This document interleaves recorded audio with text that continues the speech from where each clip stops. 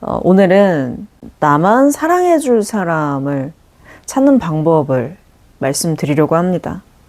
궁금하시죠? 끝까지 봐주세요. 이전 영상에서 이 책, 삶의 덫에서 벗어나 새로운 나를 열기를 소개해드린 적 있는데요.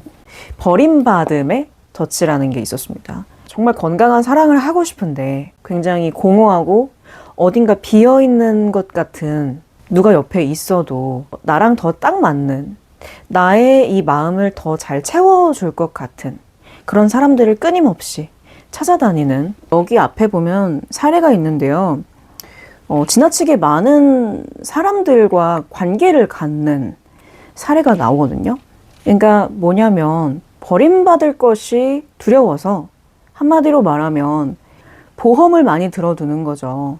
내가 이 사람이랑 뭐 잘 안 되면 그 다음 바로 대타로 함께 할 수 있는 사람을 여러 명 심어 놓는 네, 그런 경우들도, 이게 만약에 이 영상 보시는 분들 중에서 그런 분들에게 상처받은 사람이 있을 수도 있고, 아니면 나도 그러고 싶지 않지만 나도 모르게 그렇게 행동을 하게 된다. 그 감정적인 기원을 여러분들이 알아차리시는 게 가장 중요할 것 같아요. 이 영상을 보시면서 처음 들어오시는 분들도 있을 것 같으니까 잠깐 말씀을 드리면요. 이 버림받음의 느낌이라는 것은 내가 사랑하는 사람들을 모두 잃고 감정적으로 영원히 고립될 것이라는 기본적인 믿음을 가지고 있는 것입니다. 이 믿음은요, 굉장히 무의식적이라서 내가 의식하지 못할 때 작동하고 있어요. 마치 내 삶을 옥죄는 덫처럼 계속해서 같은 지점에서 넘어지게끔 만드는 거예요. 그래서 이런 느낌을 가진 사람들은 어찌되었든 간에 그냥 나는 혼자라고 느끼게 되는 거예요. 결론적으로. 나를 이해해 줄 수 있는 사람은 아무도 없어. 누군가를 만난다고 해도 그 사람이 결국 저를 떠날 것임을 알고 있어요. 혹은 극도의 공포감. 잠시 그 사람이 내 곁을 떠나거나 뭔가 잠깐이라도 트러블이 생겨서 관계가 소원해지거나 했을 때 이게 그 관계가 끝난다라는 신호가 절대 아님에도 불구하고 이 관계가 끝날지도 몰라. 나는 또다시 버림받을지도 몰라. 나는 또다시 혼자가 될 수도 있어. 너무 많이 매달리기도 하고, 비록 약간일지라도 이별의 가능성에 대해서 부적절하게 화를 내는 경우도 있습니다. 걱정을 지나치게 하거나요. 이런 불안감이 올라왔을 때 상대방에게 이걸 너무 격한 감정적 반응을 보이게 되면 아무리 나를 사랑해주는 사람이더라도 소진될 수가 있어요. 우리 모두 다 감정의 배터리라는 게 있잖아요. 그죠? 그러니까 여러분도 다 누군가의 이야기를 계속 들어주다 보면 감정적으로 소진이 되는 느낌을 받잖아요. 그런 것처럼 이 불안한 감정을 주변에 있는 사람에게, 특히 가까운 소중한 사람에게 의도치 않게 표출하게 된다면 내가 설정해 놓은 감정적인 덫에 그 사람도 빠지고 나도 빠지고 결국엔 그런 배드 엔딩을 맞이하게 되죠. 이 버림받음은 어디서부터 온 걸까요? 두 가지가 있더라고요. 먼저 이 버림받음의 덫은 우리가 언어가 발달하기 전에 뭐 엄마 제가 뭐가 필요해요 라고 이야기할 수 있기 전에 이 버림받음을 경험할 수 있다고 해요. 지나치게 뭐 어떤 보호를 받지 못했다던가 혹은 과잉한 보호, 너무나 그 양육자가 혼란스러운 그런 태도를 보였을 때 어떻게 해야 되지? 이 원인이 무엇이 되었던 매우 일찍 시작되었기 때문에 성인이 되어서 감정적으로 미치는 그 영향력이 엄청나게 크다고 해요. 근데요, 사실은 이 덫 같은 경우에는 선천적으로 뭔가 유발인자가 있는 사람들이 있다고 합니다. 이 신생아를 연구한 연구자들은 일부 아기들이 다른 아기보다 분리에 대해서 상당히 강렬하게 반응하는 것을 관찰했다. 그러니까 이것은 일부 사람들에게 버림받음의 덫이 발생하는데 생물학적인 소인이 있다는 것을 시사한다. 그러니까 같은 상황을 마주했다고 했을 때 어떤 유전적 성질을 가진 아이는 그것을 대수롭지 않게 받아들일 수도 있고, 어떤 아이는 정말 미묘한 걸 가지고도 과도하게 분리불안 증세를 느낄 수 있다라는 내용입니다. 여러분은 뭐 어느 쪽일까요? 사실 이걸 판별한다고 해서 뭐 의미가 있을까요? 저는 이거 읽다 보니까, 그래서 우린 도대체 어떻게 해야 되는 걸까? 이 버림받음의 덫이라는 것에서 정말 벗어나고 싶잖아요.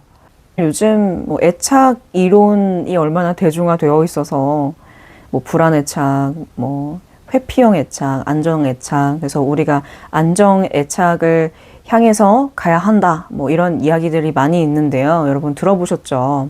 그럼 뭐 다시 우리가 그 태어났던 어린 시절로 돌아가야 될까요? 아니면 부모님을 원망해야 될까요? 아, 왜 어렸을 때 그렇게 나를 키웠어? 이렇게 원망해야 될까요? 그럴 수는 없잖아요.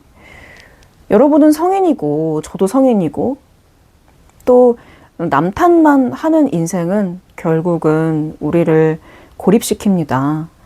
더 성장할 수도 없게 만들고요. 그래서 제가 내린 개인적인 결론은 뭐냐면요. 여러분 자신이 사랑이라는 것을 깨달아야 한다는 겁니다. 왜 요즘 그런 얘기들 많죠? 혼자 있는 사람이 건강한 사람이다. 저는 이 말을 좀 뜯어봐야 될 필요가 있다고 생각을 하는데요. 그러니까 뭐라고 설명해야 될까요? 내가 사람이 정말 싫고 너무 상처받아서 나 스스로 난 혼자 있어도 괜찮은 사람이야 라고 나를 스스로 셀프 격리시키는 것이랑, 나는 혼자 있을 때 내 안에서 어떤 것들이 일어나는지를 나는 가만히 지켜볼 수 있어. 내 안에 고요를 지켜볼 수 있고, 그 안에서 평화를 찾을 수 있고, 그리고 다시 다른 사람들과 이 평정한 상태로 연결될 수 있어 라고 하는 그런 혼자 존재함의 상태는 저는 전혀 다르다고 생각합니다. 사람은 결국 우리는 모두 연결되어 있는 거거든요. 제가 왜 이 얘기를 드리냐면, 정말 이 사랑이라는 그 본질을 우리가 정말 감각적으로 경험하게 되면 이 모든 건 다 필요가 없는 것 같아요, 사실. 너무나 어처구니 없는 말일 수도 있지만, 이런 이론들은 우리가 그 사랑을 깨닫지 못하는 그 과정을, 그 원인을 설명하기 위한 여러 가지의 그 통로들에 불과한 거죠. 그래서 여러분 항상 나를 정말 사랑해 줄 사람, 나를 외롭지 않게 느끼게 해줄 사람, 나를 충만하게 만들어 줄 것 같은 사람, 그런 사람을 찾아다니지만 자신 안에 사랑을 느낄 수 있고 사랑을 줄 수 있는 사람이, 그런 좋은 사람을 만났을 때 서로 하나가 되어서 정말 운명 공동체가 될 수 있다고 생각합니다. 사랑을 받는다라는 건 되게 수동적인 태도 같아요. 기다리고 있는 거잖아요. 누군가 나를 구원해 주겠지 라고 하는 구원자를 기다리고 있는 거거든요. 판타지를 가지게 됩니다. 그 사람에 대한 환상. 저 사람이 나를 구해 줄 거야. 지나왔던 힘든 시간으로부터 구원해 줄 거야. 근데 우리가 어떻게 됩니까? 환상이 깨지는 순간들이 다가오죠. 그건 진짜 사랑이 아니기 때문에 그렇습니다. 정말 있는 그대로 우리가 나 자신부터가 있는 그대로 사랑이라는 것을 알면, 나에게 이 결핍된 감정을 잠시 채워졌다고 착각하게 도와주는 그 사람이 없어도 됩니다. 제가 왜 이런 얘기를 드릴 수 있게 됐냐면, 정말 이 조건 없는 사랑을 제가 경험했던 적이 있어요.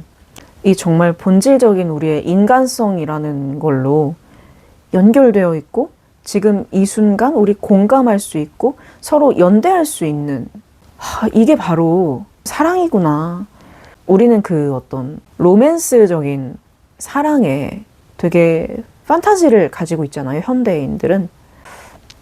그것을 깨라는 게 아니라요. 그런 사랑이 없다라는 걸 말씀드리는 게 아니라 이 사랑이라는 것이 남녀에게서만 올 수 있다고 생각하는데 그렇지 않다.